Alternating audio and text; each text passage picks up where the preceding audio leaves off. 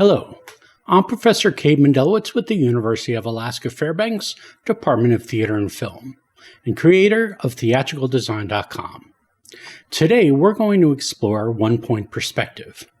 First question, what is perspective? How we view or see something. Linear perspective is the appearance of depth on a flat surface. If we were looking out across a large distance, as objects of the same size got further away from us, they would appear to get smaller and smaller.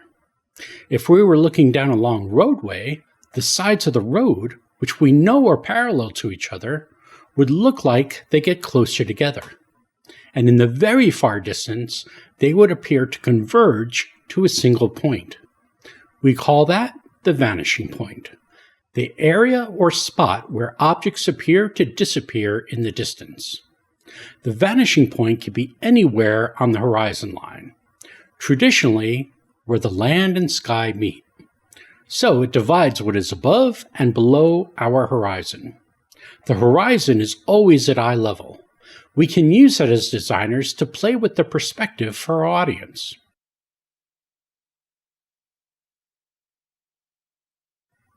A very important rule. One-point perspective only applies when the object is facing us at a 90-degree angle. If it's flat-on facing us, we can use one-point perspective. If what we're looking at is in an angle, we have to use two-point perspective, which is next week's lesson. So, if we're looking at a box straight on, the question is, where is it compared to our horizon line and vanishing point? If it straddles the horizon line, so it's right at eye level, and straight in front of us, we will only see one side of the box.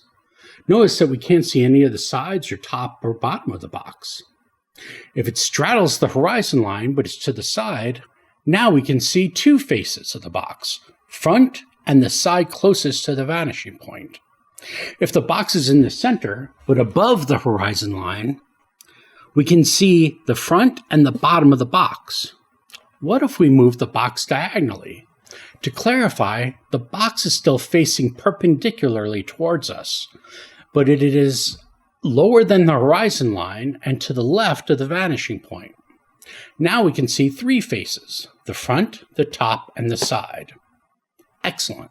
Let's put pencil to paper to see how we can use one-point perspective drawing technique to help us create the illusion of depth on a two-dimensional page.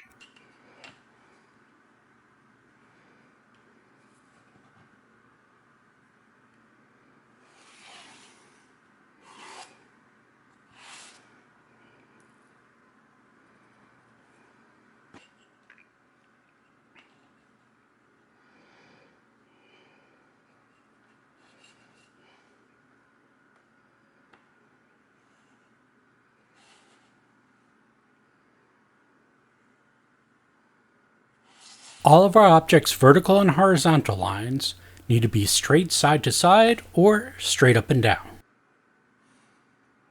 The corners closest to the vanishing point then get lightly drawn converging lines connecting the corners to the vanishing point. Now choose how far the back side should go. This is a judgment call based on how deep you want your box to be. When you decide, draw a straight line connecting the converging lines. Now that you have your box in place, erase either blocked or unneeded lines, and darken the remaining lines.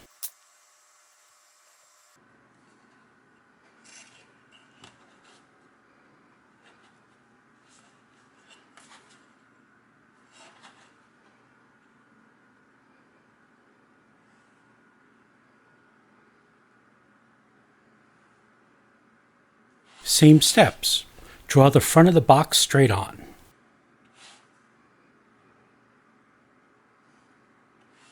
Light converging lines connecting the corners closest to the vanishing point to the vanishing point.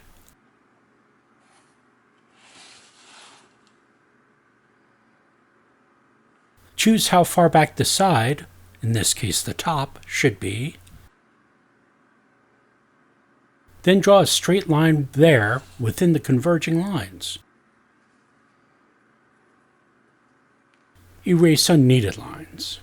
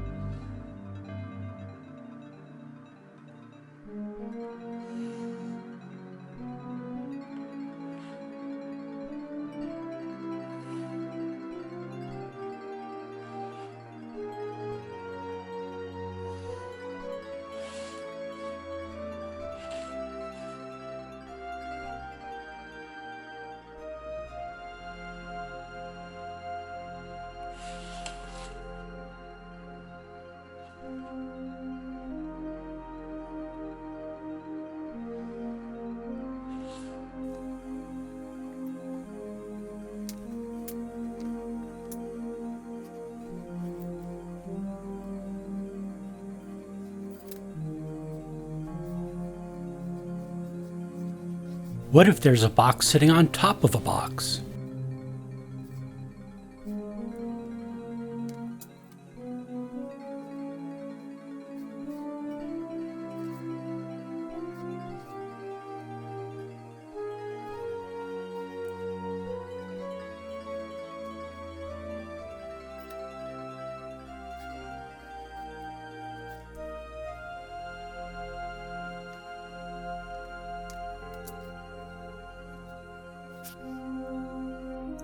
But what if the box wasn't solid? What if we wanted to show the depth on the inside of the box also?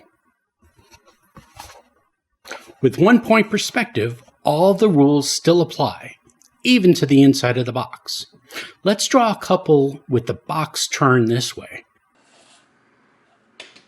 Now you'll add converging lines from the other corners of the box to the vanishing point.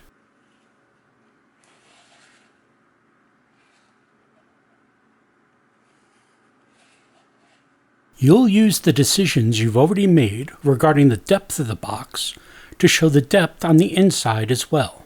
You do this by using those corners to your new converging lines, always keeping them straight, horizontally or vertically.